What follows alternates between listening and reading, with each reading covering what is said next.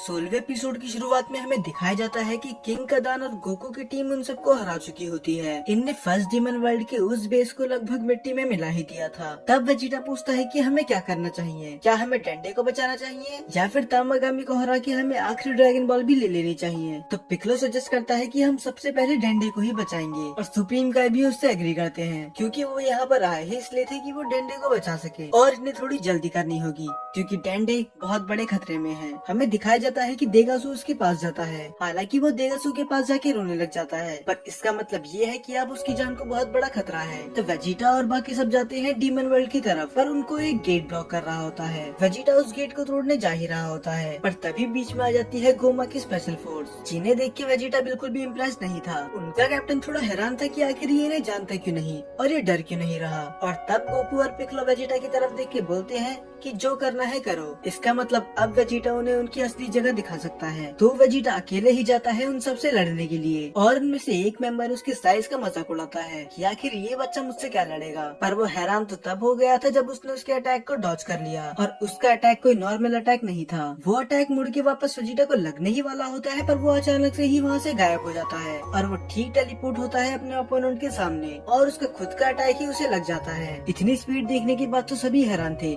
पर अभी भी इनमें इतनी समझ नहीं थी कि ये रुक जाए। तो दूसरा मेंबर भी उस पर अटैक करने चले जाता है, पर उसको भी वेजिटा आराम से डॉज कर लेता है और बस अपने एक पंच से ही वो उसे बेहोश कर देता है। और तीसरे को तो वो मौका भी नहीं देता, वो अपने बस एक ही ब्लास्ट से ही उसे ढेर कर देता है। अब बचे थे बस दो लोग और इन्हें समझ में आ गया था कि वेजिटा कोई आम बच्चा नहीं है। तो इसका मतलब देगासू और गोमा सही कह रहे थे कि यही वो बच्चे हैं जिनने तामागामी और माजिन बू को हराया है। तो अब ना चाहते हुए भी कैप्टन को मैदान में उतरना पड़ता है, पर बाकियों की तरह वो भी कुछ नहीं कर पाता। वेजिटा उसे बहुत ही बुरी तरह ह्यूमिलेट करता है। तब कैप्टन बोलता है कि मुझे इसका यूज करना तो नहीं था, पर अब मुझे तुमने मजबूर कर दिया है। और वो एक फायर बॉल बना के वेजिटा पे अटैक कर देता है, जिससे वेजिटा का बाल भी बाका नहीं होता। तो इस बार वो बनाता है पिछले बार से भी बहुत बड़ा फायर बॉल, पर इससे पहले वो उस अटैक से वेजिटा को हिट करता, उसका खुद का मेंबर ही अपनी गन से उसके हाथ पे हिट कर देता है और वो अटैक वहीं पर फेल हो जाता है। हालांकि अगर ये सक्सेसफुल हो भी जाता तब भी ये वेजिटा को कुछ नहीं बिगाड़ पाते। तो इन सबको हराने के बाद वो इन्हें बांध देते हैं और वेजिटा अपने एक ही ब्लास्ट से ही उस कैसल का गेट तोड़ देता है और जाते समय वो डीमन गोकू को चिप्स का पैकेट भी पकड़ा देते हैं। तो इसका मतलब ये उतने भी बुरे नहीं थे जितना हमें लगता है। और दूसरी तरफ पैलेस में तो डर का माहौल था, वो सब डरे ही हुए थे क्योंकि वो उनकी पैलेस में आ चुके थे और जो लड़की हमें पिछले एपिसोड में दिखाई गई थी वो फिर से आती है। वो देगासू को ढूंढ रही होती है क्योंकि उसे ये बेल्ट देनी थी। वो इसका मतलब ये लड़की देगासू के साथ मिली हुई थी और इसने बेल्ट चुराई बस पैसों के लिए। हालांकि वो लोगों से पूछने की कोशिश करती है कि आखिर देगासू कहाँ पर है, पर सब इतने बिजी थे तो कोई जवाब नहीं दे पाता और वो खुद ही उसे ढूंढने चली जाती है। अब गोकू वेजिटा और पिक्लो चले जाते हैं उस पैलेस के अंदर और बाकी सब अपने घर या फिर बाहर चले जाते हैं, क्योंकि वो भी जानते हैं कि वो सब मिलके भी अंदर इतनी मदद नहीं कर पाएंगे। पर फिर भी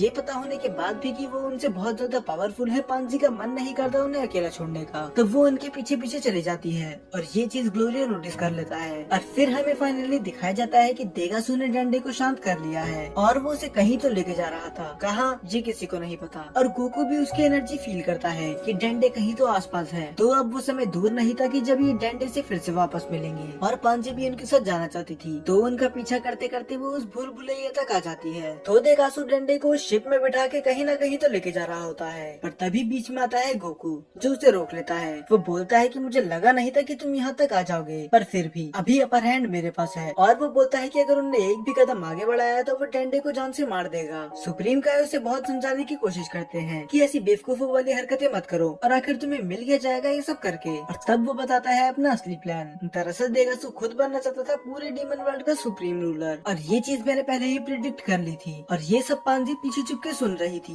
वो एक सही मौके का इंतजार कर रही थी कि कब उस पर अटैक करके वो डंडे को बचा ले। और ये देखने के बाद तो गोमा बिल्कुल भी खुश नहीं था, उसे यकीन नहीं आ रहा था कि देगासू ने उसे धोखा कैसे दे दिया। और फिर दूसरी तरफ हमें दिखाया जाता है कि पांजी उस पर अटैक कर देती है, पर हालांकि अब बहुत देर हो चुकी थी क्योंकि वो नोटिस कर लेता है कि पांजी उस पर अटैक करने वाली है और वो उसे फिर से धमकी देता है कि अगर उसने फिर से ऐसी चीज करी तो वो डंडे को जान से मार देगा। और तभी अचानक से देगासू को लगती है हाइबिस की हेड, जिसको खुद ग्लोरिया ने थ्रो करा था। इस इम्पैक्ट के बाद डंडे गिरने ही वाला होता है, पर पांजी किसी तरह उसे पकड़ लेती है और पिक्लो देगासू को एक चॉप में ही बेहोश कर देता है। और बेचारे हाइबिस को बुरा लग रहा था कि उसके हेड के साथ उन्होंने क्या कर दिया। और दूसरी तरफ देगासू की हार देख के गोमा नाचने लग जाता है, पर तभी उसे याद आता है कि गोकू वेजिटा भी उसके दुश्मन ही है और उससे कई एक गोरा ज्यादा खतरनाक। पर तभी वो लड़की आके पूछती है कि आखिर देगासू कहाँ पर है, क्योंकि उन्हें ना मुझसे कहा था कि अगर मैंने उन्हें ये बेल्ट ला के दी तो वो मुझे अच्छी रकम देंगे। और गोमा की आंखें फटी की फटी रह जाती है जब उसे पता चलता है कि ये द थर्ड आई है। और तभी वो लड़की बीच में बोलती है कि इस बेल्ट की वजह से मुझे अपनी हेड गंवानी पड़ी, जो कि मेरे एक्स ने दी थी। गोमा बोलता है कि तुम्हें जो भी पसंद है वो तुम ले लो, मुझे फर्क नहीं पड़ता, क्योंकि जो मुझे चाहिए था वो मुझे मिल चुका है। और दूसरी तरफ वो देगासू को कैद कर चुके थे। अब वो बोलते हैं कि अगर डंडे सेफ है तो हम तामागामी से लड़ने जा सकते हैं, क्योंकि उन्हें ड्रैगन बॉल का यूज करके अपनी ओरिजिनल बॉडी भी चाहिए। तो वो सभी जाते हैं तामागामी नंबर 1 के पास। और शुरू में तो गोकू वेजिटा हर बार की तरह लड़ाई कर रहे थे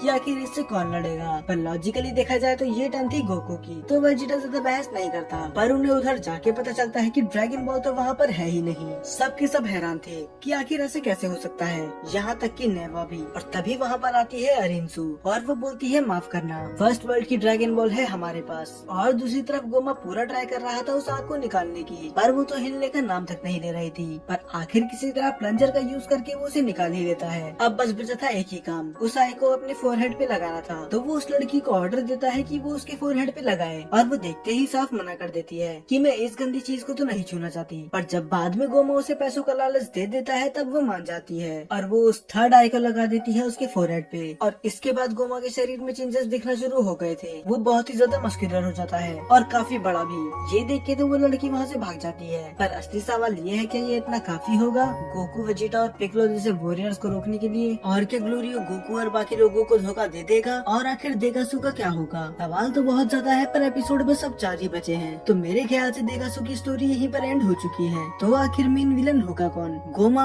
या फिर अरिंसू? क्योंकि मुझे तो नहीं लगता कि थर्ड वाला आने के बाद भी गोमा गोकू को हरा पाएगा। हाँ, पर माजिन डू से एक अच्छी फाइट दे सकता है। खैर, नेक्स्ट एपिसोड में तो हमें Majin Kuu and Duu versus all G fighters का एक घमासान युद्ध देखने के लिए मिलेगा, जो कि पूरे डीमन वर्ल्ड को ही हिला के रख देगा। पर मेन सवाल ये उठता है कि नेक्स्ट एपिसोड में क्या हमें गोकू और वेजिटा का फ्यूजन देखने के लिए मिलेगा या नहीं। खैर, ये सब तो पता चलेगा अगले एपिसोड में। तब तक आप चैनल पे बाकी वीडियोस जाके देख सकते हैं।